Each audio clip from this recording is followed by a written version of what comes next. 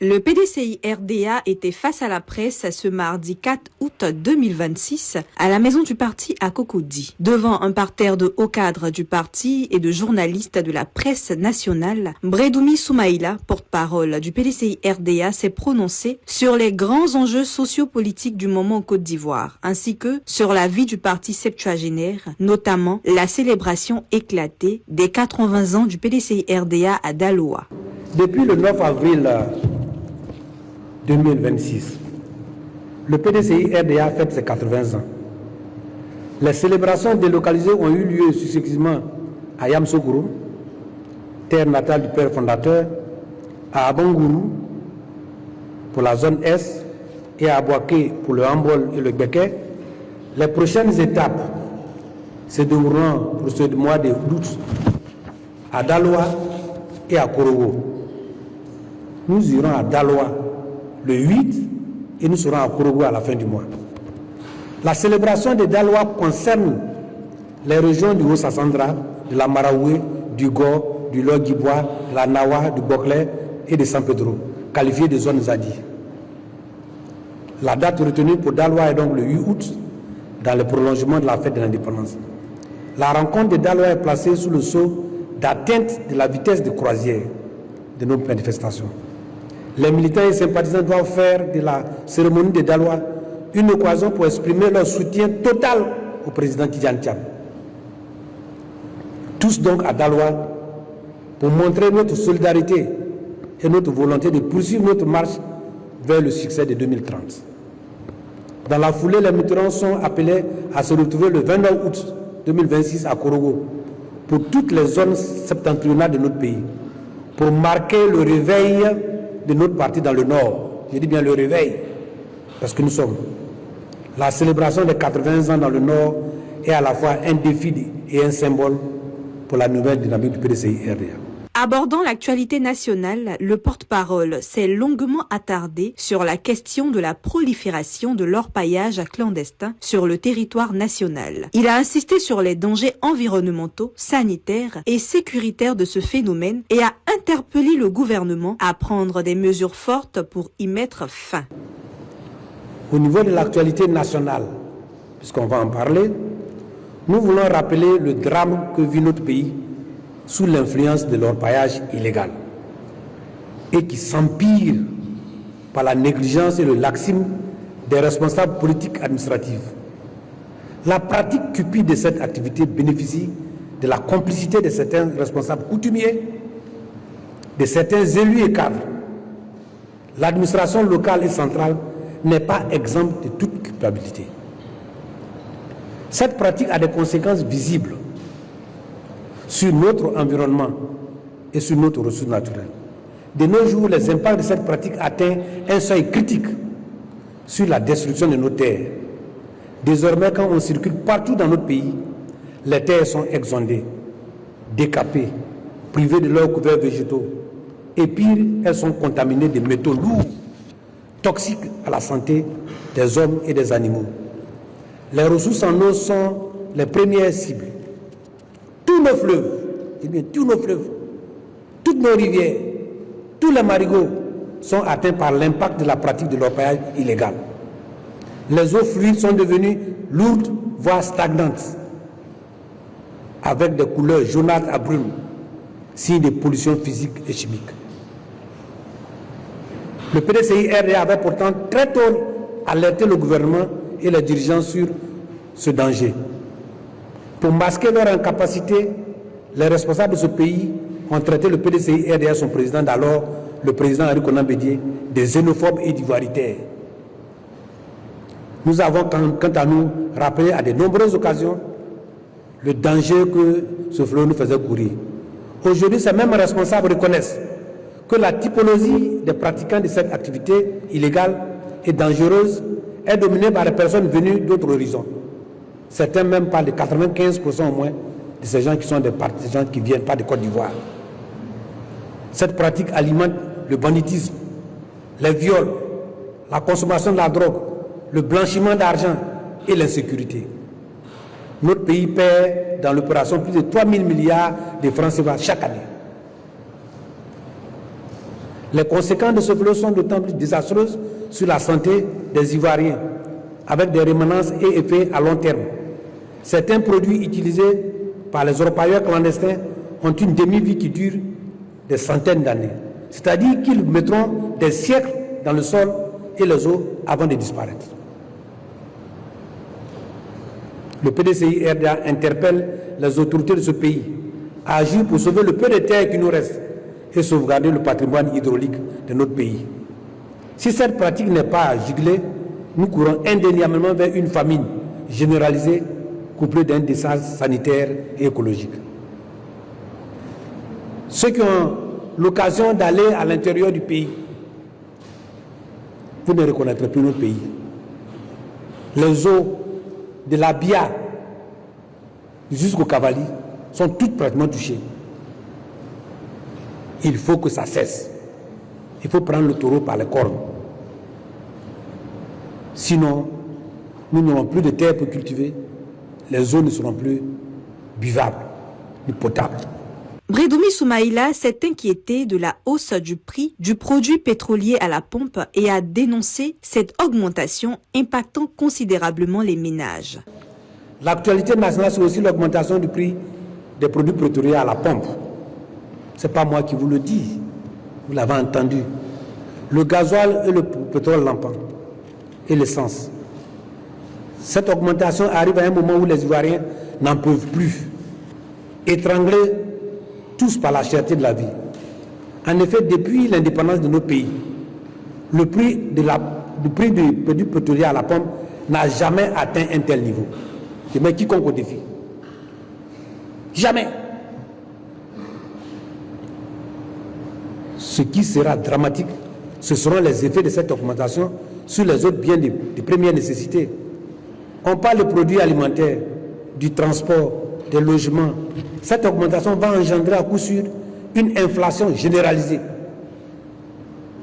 Ayant échoué à stabiliser le prix des produits pétroliers, il faut donc que le gouvernement ouvre une concertation avec les acteurs principaux pour limiter ces effets sur le pouvoir d'achat des Ivoiriens. Aujourd'hui, le problème que les Ivoiriens vivent, ils ont constaté du jour au lendemain que l'essence à 905 francs. Ils gardent tous le souffle. Que sera-t-il du transport, du prix de la banane, du prix de l'igname, du prix du riz, de la kéké, du logement? Les Ivoiriens retiennent leur souffle.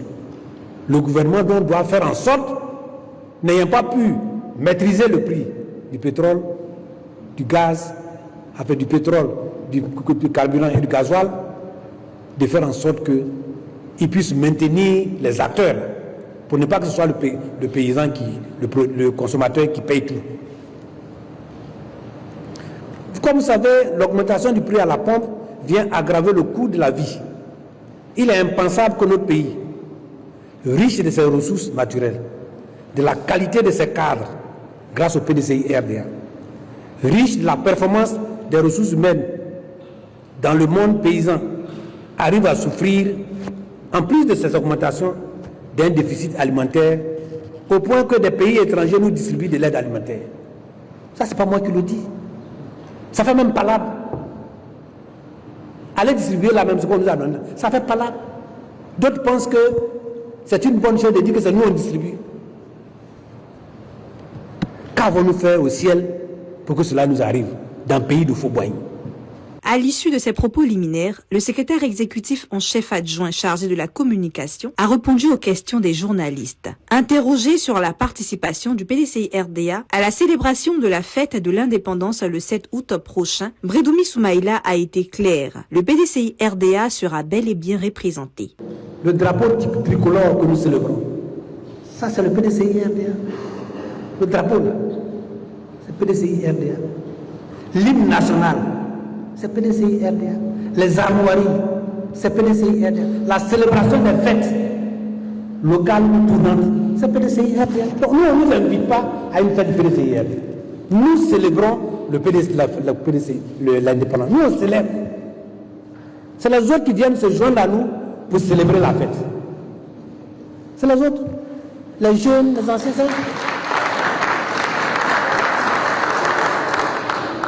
Donc quand les gens disent PDCI va aller à la célébration, non. PDCI demande que la fête soit belle, qu'on reconnaisse son œuvre de lutte contre le colon, sur le progrès qu'il a installé.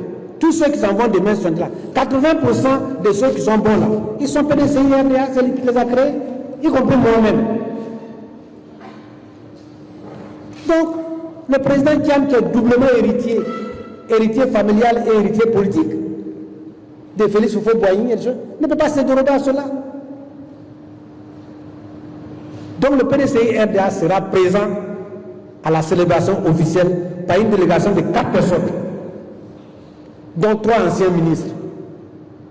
Et le président du parti m'a instruit, bien que vice-président de l'Assemblée devant y participer dans tous les cas, qui m'instruit de joindre l'équipe qui va aller pour donner la visibilité à cette délégation. Ça, c'est la position officielle du PDCI RDA. Parce que c'est d'abord notre fête. C'est d'abord notre œuvre. C'est d'abord notre combat. Et nous sommes dans ce combat-là pour que la Côte d'Ivoire garde sa souveraineté, de l'indépendance politique à la souveraineté. Donc, nous assumons nos positions. Voyez-vous, souvent l'occasion nous est donnée pour instruire les jeunes générations. Les positions du PDCI RDA sont basées non pas sur des émotions, mais sur des valeurs. Des valeurs républicaines, de justice, de cohésion et de dialogue. Nous, on sait faire la différence. En ce qui est de la lutte partisane, qui est le parti politique pour prendre le pouvoir, et du maintien de la République en tant que socle de la nation. Et quand vous voyez ce cheminement, seul le PDCI RDA a été constant. On a été victime, mais on a parti pour maintenir la République. On a été co-auteur, on est dedans. Même quand on a été, on est dedans. Donc ce n'est pas aujourd'hui qu'on va dire non, le PDCI, moi je vois sur les réseaux, le PDCI, par la petite parenthèse. Mais nous, le pays là, nous on l'a construit, les femmes sont là. Quand une femme prend une grossesse de 9 mois, qu'elle met un enfant au monde, qu'elle l'allaite, qu'elle l'élève, elle n'a pas la même vue, le même regard sur cet enfant que celui qui vient voir cet enfant, qui veut l'envoyer quelque part. Mais ce n'est pas la même chose.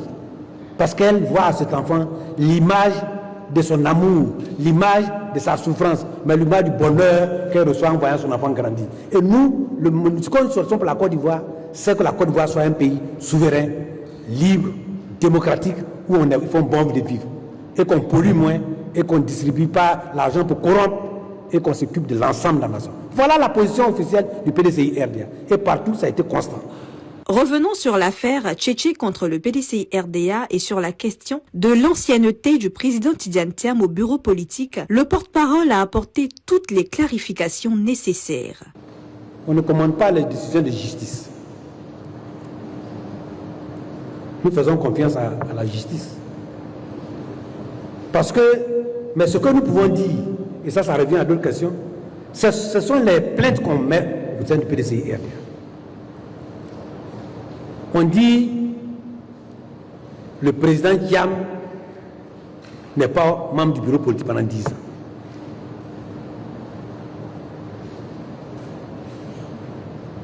Mais le président Thiam est membre du bureau politique depuis 1996. Et nos textes sont clairs. Tous ceux qui vont se plaindre, il y a des gens qui ne sont même pas à jour. Il y a des gens qui ont été sanctionnés. Mais tant que vous n'êtes pas exclu du bureau politique, vous n'avez pas démissionné, vous demeurez membre. Mais si vous n'êtes pas à jour de vos cotisations, vous ne pouvez pas participer aux réunions du bureau politique. Ça fait deux choses. Chaque fois qu'il y a un bureau politique, il y a une note qui sort pour dire que vous devez être à jour jusqu'à telle année.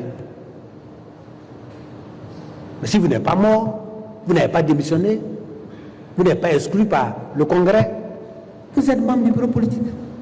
Le président Tidjane Thiam est donc membre du bureau politique. Il se trouve qu'il a été absent, c'est une réalité. Le président Henri Konan Bédié le convoque à Daougou. Il arrive à Abidjan ici, il va d'abord faire ses civilités au président Alassane Ouattara. Et puis il va à Daougou. Elle est témoin vivant, hein? Son grand frère Aziz Dosimon, bon, c'est eux qui étaient là, les Oumans père à leur âme, ils étaient tous à Daougou. Et le président Bédié lui dit, viens te mettre à jour pour venir participer beaucoup plus à la vie du PDCI RDA. Il confie donc la mise à jour à son frère Aziz. Aziz vient ici, il veut payer, le président lui fait payer au moins 10 ans. On lui dit ici, le ministre Gaillot lui dit, il faut payer seulement une seule année. Voilà, amen.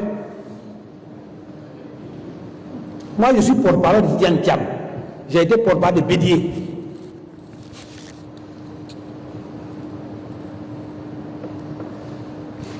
Aziz retourne voir Bédié. Bédié a dit non, j'ai dit 10 ans, il faut payer 10 ans. Il paye donc ces 10 ans. Les gens prennent l'argent là ici, à la caisse. On lui signe les documents avec les stickers. J'ai oublié ma carte, mais je vais vous montrer. Donc, derrière chaque carte, là, on signe. Qui signe? C'est le secrétaire exécutif en chef qui signe les 10 ans, qui prend l'argent. On dépense l'argent, puisqu'il ne serait plus à la caisse. Donc, s'il y a du faux, là, qui a fait le faux? S'il y a du faux, là, toi qui as pris l'argent, qui a signé, qui a mangé avec tout le monde, y compris moi-même. Puisque aussi on a dépensé ici, je suis dedans. Je pense que les juges là vont comprendre. Qui a fait ça? Alors, où étaient les choses? Après, on lui dit, bon, tu n'es pas membre du bureau politique, il faut faire la demande au président Bédié. C'est lui qui lui a demandé. Sinon, si Thiam va demander à Bédié là, la personne, il l'a vu en vis-à-vis, en présentiel. Il ne lui a pas demandé après, on dit qu'il faut faire papier. Est-ce que Thiam ne peut pas appeler au Bédié? Et Thiam dit, ah non, moi je suis déjà membre du bureau politique. Je ne fais pas de demande. Le président m'a demandé de me mettre à jour. Vous avez vu les deux pièges. Le premier piège, c'est payer 1 an. Le deuxième piège, il faut faire la demande. Si Thiam par malheur avait fait cette demande-là, les gens allaient montrer ça. Voilà, la preuve, c'est en tant qu'il a fait la demande pour entrer au bureau politique. S'il avait payé 1 an, on va la preuve. Ils vont trouver d'autres preuves comme ça. C'est de l'anarque intellectuelle et politique. Ils n'ont pas accepté ça. S'ils sont capables, on a élu, quand il a été candidat, pourquoi ils n'ont pas montré les preuves ici au comité pour dire votre candidat, vous voulez mettre là? Il n'est pas candidat, voilà les preuves. D'autres disent qu'ils sont héritiers de Bédié. Moi, Bédié ne m'a pas dit que je suis son héritier. Mais s'ils ont le testament, ils n'ont qu'à nous montrer, et puis on va avancer. Quand on a voilà le testament, c'est son tout. Le président Bédié a dit que je ne suis pas là. C'était personne qui doit être président du parti. On allait accepter ça. Quand le président Oufoué Boigny, tout puissant Oufoué, avant de mourir là, il a dit à la Constitution, si je ne suis pas là, d'abord en premier lieu, si le président meurt là, le président de l'Assemblée nationale assure l'intérim pendant 3 mois et il fait les élections. Après on a trouvé que 3 mois et le président a dit non, il termine le mandat. La Constitution était claire. Mais malgré ça, là, il y a eu des gens qui ont voulu contester. Malgré ça, quand je vais parler, on m'a dit Brédmi, il parle. Mais j'ai dit les choses vraies aussi. On a vécu dans ce pays-là. Donc, ce sont des faits. Donc, on sait que c'est écrit dans la Constitution que le président de l'Assemblée nationale termine le mandat du président en cas de démission, etc. Donc, c'était clair. Si dans les tests, on avait dit qu'en cas de tant, c'est tel Tatampion qui est président du parti là, est-ce qu'on n'allait pas ce problème-là? On sort du congrès, on connaît. Mais est-ce que vous savez que dans le congrès là même, quand on est sorti là, initialement le secrétaire exécutif là, ça devait être tournant. Est-ce que ça a tourné? Il ne faut pas qu'on nous emmène à parler, on a du respect pour tout le monde. Est-ce que ça a tourné? Est-ce que quelqu'un s'est plaint? Parce que c'est le parti. Tant que le président du parti se sent à l'aise avec nous, on n'est jamais allé le voir pour dire qu'il faut tourner. Vous savez, quand je viens vous parler là, moi vous voyez, je suis bien habillé là. C'est un respect.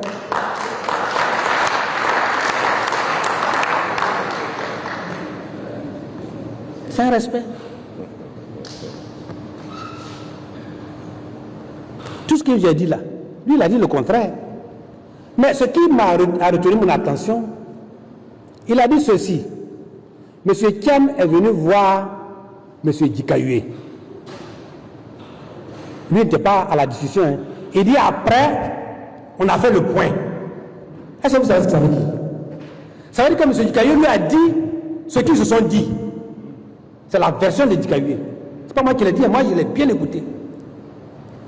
Il est venu me voir, il n'a pas assisté à la zone, après on a fait le point. Donc tout ce qu'il va dire, ce qu'il a dit là, c'est que c'est M. Dikayue qui lui a dit, puisqu'il n'a pas démenti. Il n'a pas démenti. Donc le fait de dire que Thiam est imbu de sa personne. Imbu de sa personne. Thiam. Ça veut dire que c'est ce qu'on lui a dit, puisque ni Mme Valérie Yapo, ni M. Kessia n'ont jamais rencontré en présentiel comme ça le président Thiam. Jamais. Jamais. Donc, si tu n'as jamais vu quelqu'un, que tu dis des choses sur lui, et que tu dis qu'il a rencontré telle personne, après on a fait le point. C'est la personne mathématiquement qui t'a dit ce qu'il est. Et comme il a dit ça, ça fait 2 fois qu'il intervient sur la scène, et que toi tu ne déments pas, tu ne le mets pas à l'ordre. Conclusion. Donc moi je demande, une fois j'avais dit ça ici, qu'il ne faut pas que M. Tressia aille gâter le nom de M. Dikayue. Parce que ça a été notre patron, on le respecte. Un ancien ministre. Mais c'est parce que tu es ancien ministre. Moi j'étais député, pourtant je suis parti en prison. Cela veut dire que même, ce n'est pas la fonction qui compte, c'est l'acte qui compte. N'est-ce pas? Donc l'acte qu'ils ont posé là, c'est pas bon. Ils n'ont qu'à arrêter. S'ils veulent qu'on continue de les respecter, on va arrêter. Parce que lui, il est porte-parole de Dikayue. Moi, je suis porte-parole de Thiam. Donc, s'il dit des mauvais choses là, moi, je vais dire mauvais aussi sur lui. Il n'a qu'à arrêter. J'ai toujours dit qu'on n'a qu'à respecter nos chefs. On n'a qu'à juger leurs actes. Mais ce n'est pas la faute de Thiam s'il est grand de taille. Ce n'est pas sa faute s'il a été premier en classe. Ce n'est pas sa faute. Si toi, tu n'as pas été capable d'avoir mention, que d'autres aient mention, il faut l'applaudir. Hier, là, on a célébré les meilleurs. Ce n'est pas parce qu'ils sont meilleurs, il ne faut pas les insulter. Il faut t'insulter toi-même. Pourquoi tu n'as pas pu être là-bas? Ils n'ont qu'à arrêter ça. Et puis, si M. Tressia est si fort à défendre Dikayue, regardez sur la toile, on dit la volée de 18 milliards. Il n'a qu'à justifier, il n'a qu'à sur la toile. C'est là qu'il faut aller le défendre. Moi, je l'ai défendu plusieurs fois ici. C'est là qu'on doit voir son rôle. On a même dit sur la toile que la chute du PDCI RDA, c'est venu de lui. Je ne vois pas sa réaction. Quand le porte-parole du RDA a dit sur le tableau qu'il a soutenu le coup d'État, que l'État avec lui, Tressia a dit quoi? C'est là où on défend un chef. On ne défend pas un chef en allant insulter les autres à sa place. Donc Tressia, moi je l'ai connu pour la première fois quand j'ai été nommé à la communication. Il est venu me voir, il a écrit un message. Il est venu me voir et après je lui ai dit il faut écrire. Il m'a fait un message, j'ai balancé ça au président, au secrétaire exécutif. Ça avait des relents tribalistes. Il le sait, je le sais.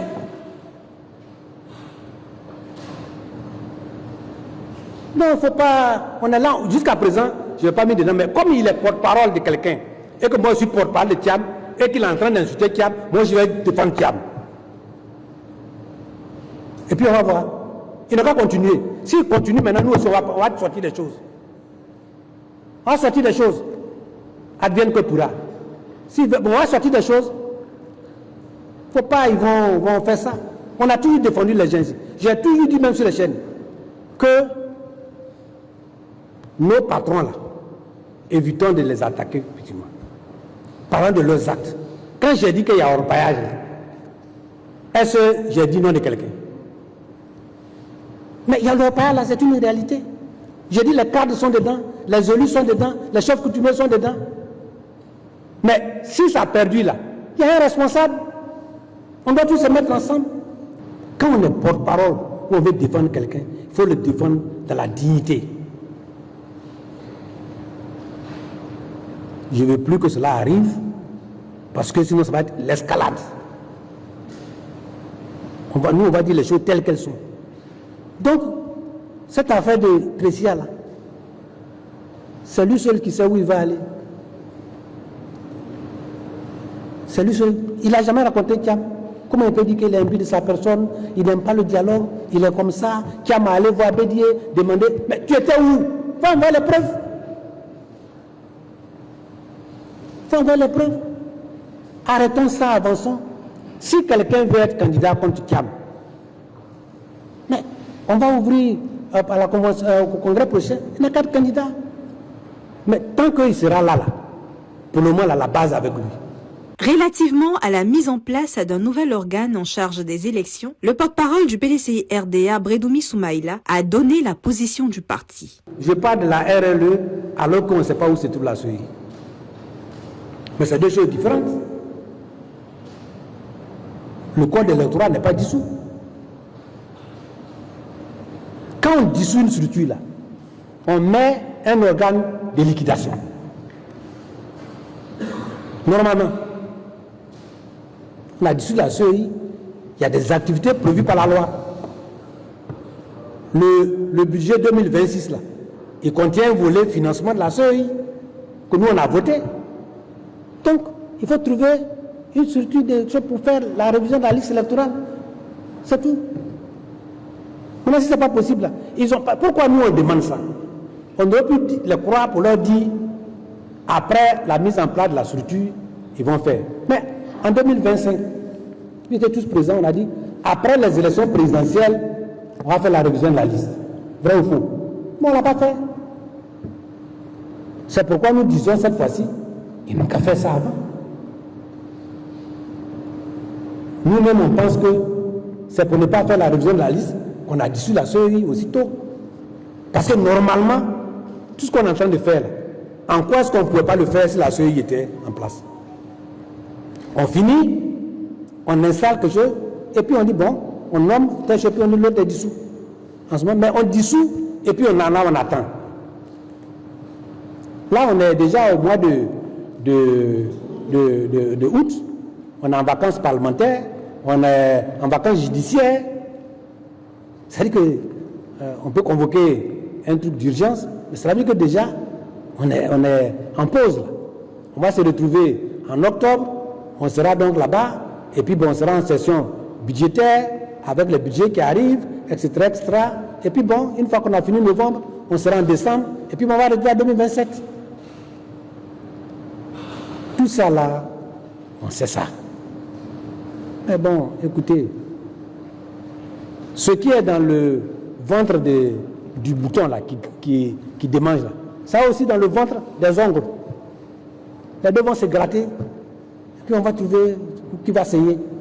Évoquant le retour du président Tidiane Thiam au Côte d'Ivoire, Bredoumi Soumaïla a indiqué que celui-ci passe. Évoquant le retour du président Tidiane Thiam au Côte d'Ivoire, Bredoumi Soumaïla a indiqué que celui-ci passe par la mise en place de garanties sécuritaires adéquates pour le président du PDCI-RDA. Il a par ailleurs appelé le gouvernement à l'ouverture d'un dialogue inclusif avec toutes les forces vives de la nation ivoirienne afin de préserver la paix et la cohésion sociale.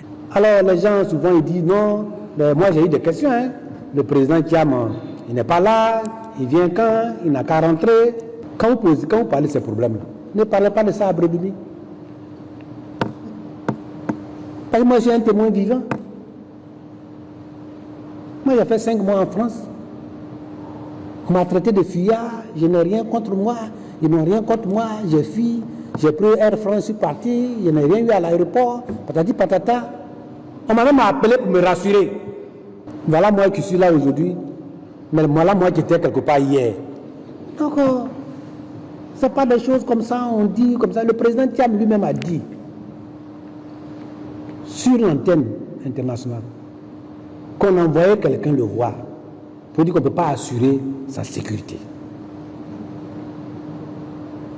Quand il y a eu le coup d'État, les militaires ont dit qu'ils donnaient 24 heures au président Bédié de quitter le territoire. S'il ne peut pas assurer sa sécurité. Vrai ou faux? Et par le 43e BIMA, il est parti au Togo et puis il est parti. Quand il était là-bas, les gens étaient au pouvoir ici. Est-ce qu'ils pouvaient venir? Quelqu'un l'a dit, si tu ne quittes pas, on ne peut pas assurer ta sécurité. Le président Bédié est resté là-bas. Quand on a fait les élections, il était là-bas, il a présenté sa candidature. On a rejeté. Le président Babou est venu. Malgré ça, il a négocié son retour. N'est-ce pas? Donc, et il est venu. Le président du RDR de 2002, lui, c'était en difficulté. Il est parti. Les accords politiques nous ont permis de rentrer. C'est de tout ça là, nous parlons de dialogue pour qu'on règle ces problèmes. Voilà. Qu'est-ce qu'il a fait? Qu'est-ce qu'il n'a pas fait? Pourquoi? Est-ce que ce qu'il dit est faux? Est-ce pas faux? Tout le monde verra que voilà ce qui se passe. Et puis il rentre tranquillement. Il fait ses activités. C'est ce qu'on demande. On ne va pas rentrer dans les problèmes de justice. Parce que le problème de sécurité là, c'est pas tout on expose. On n'expose pas tout. Parce que quand tu es au pouvoir, il y a des choses que tu vois, que tu entends, que tu sens, que tu respires, que tu vois, que les autres ne voient pas. C'est tout cela qu'on appelle la sécurité. Donc je demande aux gens de comprendre que nous demandons au dialogue. Et le dialogue que nous demandons là, nous ne demandons pas pour le président Thiam seulement, nous demandons pour tous ceux qui sont en prison là, pour les actes politiques.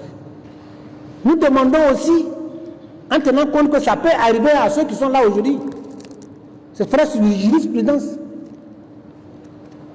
Et nous demandons ça au nom de la paix, de la cohésion sociale. Ce qui se passe dans ce pays-là, on a besoin de toutes les intelligences de ce pays pour avancer. On parle de l'avenir de la Côte d'Ivoire.